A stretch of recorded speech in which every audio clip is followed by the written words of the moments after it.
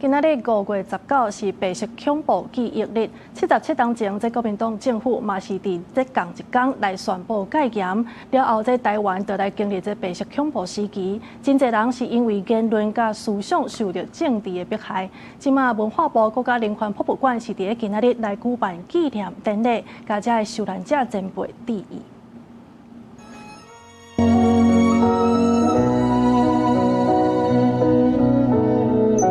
一個一個名字攏是已經逝世的政治受難者，現場也透過頭名默哀。5月19這天是1949年國民黨政府宣布戒嚴的日子，了後的43年都是白色恐怖時期，有真濟人因為言論思想受到政治迫害，並間自2024年開始倡議，甲5月19定做白色恐怖記憶日。國家人權博物館嘛，在19這天舉辦紀念典禮，邀請政治受難者甲家屬，也閣有關注人權和遵行正義的民間團體來參與。努力了20年，經過許多的朋友的幫助，都是外面的人啊，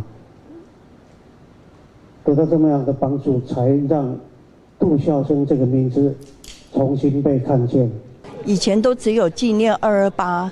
的受難者，現在我們白色恐怖受難者，我們也有屬於自己紀念的一天。只是很遺憾的，就是在立法院沒有通過國家級的這個紀念日。為着賣互這段歷史，互世人放袂記，互政治受難者甲家屬會當恢復尊嚴。文化部表示，有透過規劃轉型正義的場戲，互民眾了解。親像義工教會已經正式掛牌，也有拍紀錄片，當地將故記嘛當地規劃。今年也拍算推動國際人權電影節，嘛希望互中正紀念堂這個維權象徵的所在，通正做人權教育園區。不是只有人權館來做，我就把中正紀念堂，也就是我們未來想要變成是一個人權教育園區的這個場域，還有一個我們本身文化部